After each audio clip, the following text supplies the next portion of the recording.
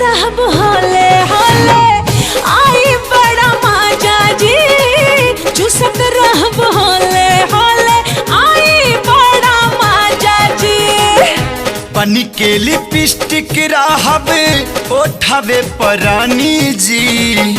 बनी के लिपस्टिक रहब ओठवे परानी जी। लिख देनी तुहरे नामे आपन जवानी जी। लिख देनी तुहरे नामे आपन जवानी जी।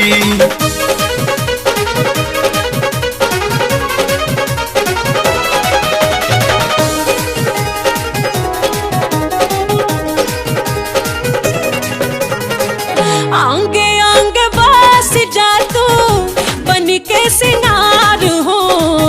आँखिए में बन के रहब कजरा के धार हो। आंगे आंगे बस जा तू बन के सिंगार हो। आँखिए में बन के रहब कजरा के धार हो। खुला बात तोहरा खातिर दिल के दरवाजा जी। खुला बात तोहरा खातिर दिल के दरवाजा जी। चूसत रहब होले होले आई बड़ा मजा जी। चूसत रहब होले होले आई बड़ा मजा जी।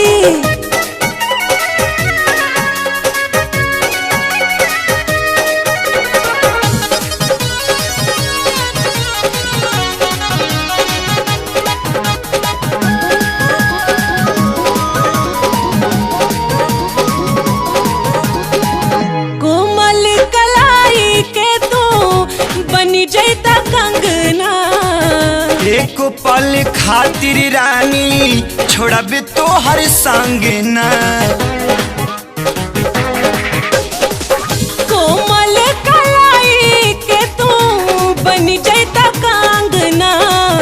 एक पल खातिर रानी छोड़ब तो हर संग ना।